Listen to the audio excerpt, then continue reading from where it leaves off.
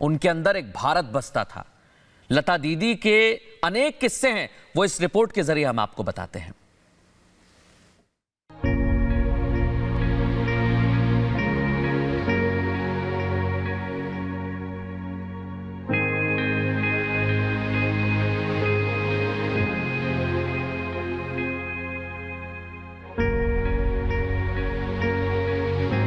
स्वर कोकिला भारत रत्न लता मंगेशकर हमारे बीच नहीं रही।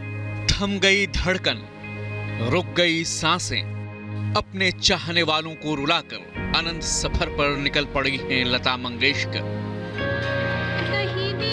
मखमली आवाज की मलिका, सुर साम्राज्य लता मंगेशकर हमारे बीच नहीं रही। मुंबई के ब्रीच कैंडी अस्पताल में जिंदगी से अपनी आखिरी जंग हार गई लता। गुम हो गई गायकी की सबसे बुलंद आवाज।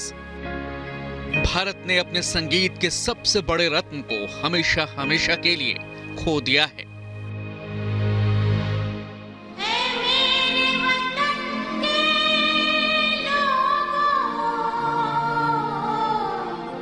वो जिनकी आवाज ही उनकी पहचान रही, वो जिन पर मां सरस्वती की साक्षात कृपा रही, वो लता मंगेशकर जिन्हें दुनिया प्यार और सम्मान से लता दीदी कहकर पुकारती रही, वो लता दीदी नहीं रही।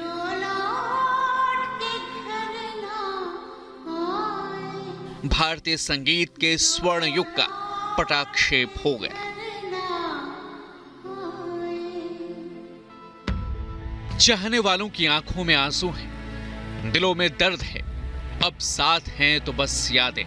यादों का एक ऐसा बेमिसाल बेशुमार खजाना है जो उनके चाहने वालों को ताउम्र याद दिलाता रहेगा कि उन्हें यूं ही सुर साम्राज्य स्वर कोकिला का खिताब नहीं दिया गया था। भारतीय संगीत में अपनी अमिट छाप छोड़कर हमसे सदा के लिए बिछड़ गई हैं लता मंगेशकर। 28 सितंबर 1929 को इंदौर में पैदा हुई लता मंगेशकर का बचपन का नाम हेमा हार्डिकर था, जिसे बाद में पिता दीनानाथ मंगेशकर ने बदलकर लता मंगेशकर कर दिया। महज 5 साल की उम्र से ही लता संगीत की शिक्षा लेने लगी थी और नाटकों में काम करने लगी थी। बचपन से ही लता को घर में गीत, संगीत और कला का माहौल मिला और लता उसकी तरफ आकर्षित हुई। महज 13 साल की उम्र में जब लता दीदी के पिता चल बसे तो सबसे बड़ी लता के सिर पर अपने परिवार को चलाने की जिम्मेदारी थी। तब लता ने अभिनय और गायकी की दुनिया में कदम रखा। मंगला गौर, बड़ी माँ, जीवन यात्रा जैसी फिल्मों में लता मंगेशकर ने छोटी मोटी भूमिकाएं निभाई। उस्ताद अमानत अली खां, उस्ताद बड़े गुलाम अली खां जैसे दिग्गजों ने लता को संगीत की शिक्षा दी। गायकी लता का पहला प्यार था, लेकिन ये वो दौर था जब हिंदी सिनेमा में नूरजहां, शमशाद बेगम जैसी भारी आवाज वाली गायिकाओं का बोलबाला था। लता मंगेशकर की आवाज को पतला बताकर कई बार खारिज कर दिया गया था, लेकिन लता ने हार नहीं मानी और अपनी अलग स्टाइल को सामने रखा। 1949 में फिल्म महल का गाना आएगा आने वाला सुपरहिट साबित हुआ और फिर लता मंगेशकर ने पीछे मुड़कर नहीं देखा। संगीतकार गुलाम हैदर ने उस वक्त लता मंगेशकर के बारे में कहा था कि ये आने वाले वक्त में संगीत की दुनिया की मिसाल बनेगी। जो आज लता को रिजेक्ट कर रहे हैं, वो उनके साथ काम करने के लिए कल लाइन लगाएंगे। गुलाम हैदर साहब की ये बातें सच साबित हुई। लता दीदी भी सही मायनों में गुलाम हैदर को ही अपना गॉडफादर मानती रही, जिन्होंने उनकी प्रतिभा को पहचाना। गुलाम हैदर ने लता से मजबूर फिल्म में एक गीत दिल मेरा तोड़ा गवाया, जो उनका पहला हिट गीत माना जा सकता है। आएगा आने वाला गाने के बाद लता ने फिर कभी पीछे मुड़कर नहीं देखा। 1950 से लेकर 1990 के दशक तक गीत संगीत की दुनिया में लता मंगेशकर छाई रहीं। लता हर गाने को अपनी सुमधुर आवाज और अदायगी से बेहद खास बना देती थी। चाहे भजन हो या देशभक्ति के गाने, लता हर विधा में जबरदस्त थी।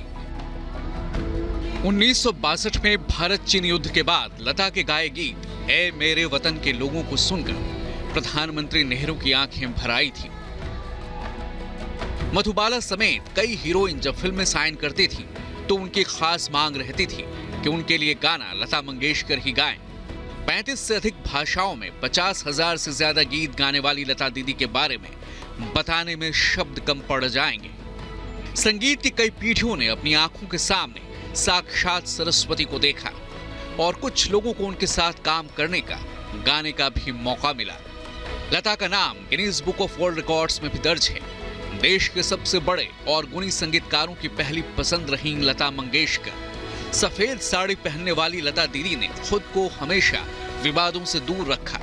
हालांकि एस डी बर्मन और मोहम्मद रफी के साथ रॉयल्टी को लेकर विवाद हुए थे, तब लता दीदी ने उनके साथ कुछ दिनों के लिए काम नहीं किया था।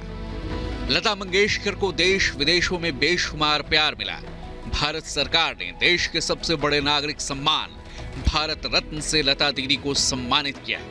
भारतीय सिनेमा के सर्वोच्च सम्मान दादा साहब फाल्के पुरस्कार से भी लता मंगेशकर को सम्मानित किया गया। राष्ट्रीय फिल्म पुरस्कार और फिल्म फेयर के कई सम्मान लता दीदी के नाम रहे। फोटोग्राफी और क्रिकेट की जबरदस्त शौकीन रही लता मंगेशकर। सचिन तेंदुलकर के सारे मैच देखती थी लता दीदी। लता मंगेशकर आजीवन अविवाहित रही। लता दीदी का जाना संगीत के एक युग के खत्म होने जैसा है। अब भारतीय संगीत में लता जैसा कोई दूसरा नहीं होगा।